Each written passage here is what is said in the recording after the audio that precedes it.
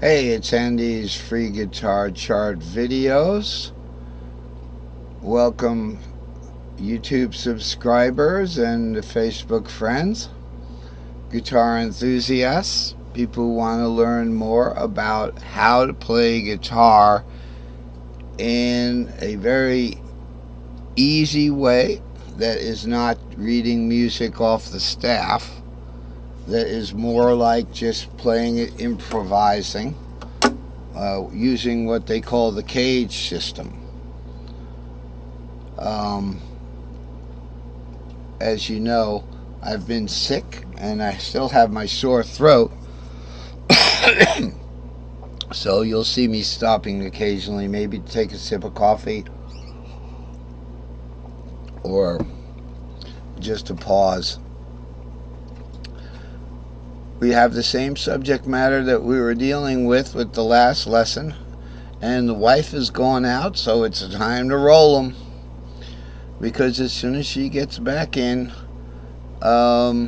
it seems like there's a little bit of loss of individuality, and she does her thing. She goes to church a lot, and I usually go to the gym and I teach guitar online. Here is what I've been doing for the past year.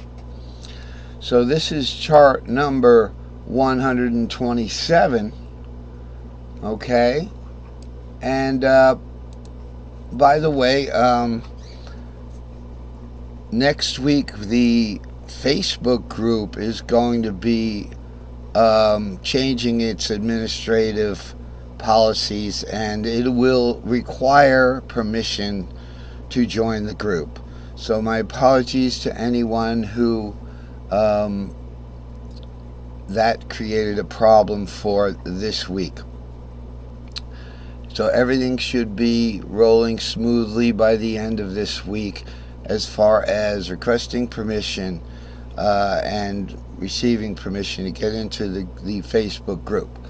That gives you access to the charts and to full-length videos without being on YouTube. But I do encourage you to keep watching them on YouTube. I think they're easier and funner, and they're organized in playlists, so they just go one after the other, and you can watch part of the lesson, maybe 1 or 2 or 3 parts, and then finish it when you have time. I found when I went to college that helped me, that if I could just study whenever I could, it didn't matter if I had dedicated an entire 3 or 4 hours towards studying whenever I could get a chance. So a little bit at a time helps. So what we have here is alright, so let's look at what we have here. The new chart, I've made some additions to it from last time's lesson. The previous chart looks pretty much the same, but there's differences, okay? So as you can see, they're pretty much the same, but we have additional concepts to learn, and that is that the new string pattern stack assignments. Okay, so remember the S2L and S3L that I've been teaching. This is way here. This is like micro chart here, right? By the way, I pulled a muscle in the back of my back from coughing so much, and now it's affecting me being able to reach for things. So remember the S2L and the S3L and the S3XL. These are independent of keys. So this 3 could be the 3rd of C. It could be the 3rd of A, which would be C sharp. The 3rd of C, it would be an E. The 3 could be the 3rd of G. It would be a B. Alright, so this is all the same in the guitar. It doesn't matter where you start. If you just start a pattern, say bottom string there, B means bottom string of the 3-string pattern here. You just start 2, 3, 4, 5, 6, 7, root 2. Alright, root right there, so it looks like we're looking at an E flat there.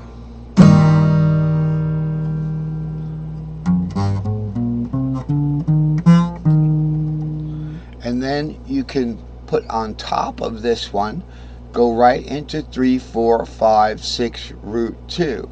3, 4, 5, 6, 7, root. Okay, so where were we? We're on root there, and then 2, okay, 3, 4, 5. Now we have to warp with the tuning warp. 1, you go up, straight up, where you think it should be, and then when you're ascending, you go to the right 1 fret. So it would be 6, 7, root. There's your E flat right there. The only E flat that normal guitars, the first ones that they could get, would be probably the D shape right there.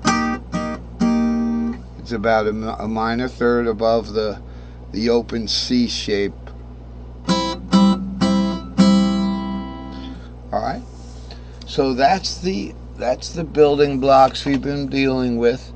And then the long pattern is you take 2 of these and 2 S2Ls, 2 S3Ls, and you put them together, and then you just crop out the middle part, and you get the long pattern, which is useful for, and I guess while we're on the subject, while we're on this part of the chart. So this is the long pattern, 5, 6, 7, root 2, 3, 4, 5, 6. And you could do this. Now think about it. This is your guitar here, because mine is tuned to C. Yours is tuned to E usually, right? Okay. So think about it. With the long pattern, if the open capo pattern is going to start on the low E, that E can be considered the fifth of what? The key of A. So if you're going to play a good old-fashioned A,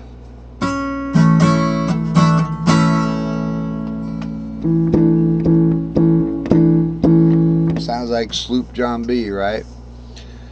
So that E would become the fifth. So it'd be 5, 6, 7, root 2, 3, 4, 5. But that 4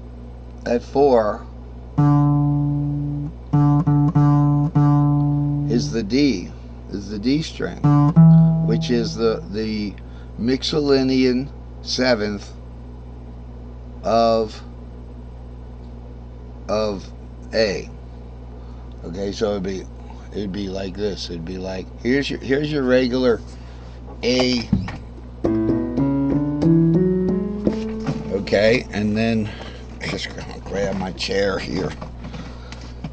If you start from the fifth, you'll get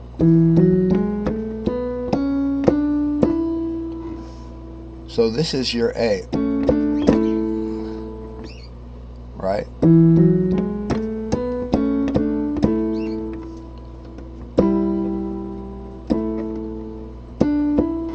Okay, now that was wrong to go like this. That's not in the key A. It's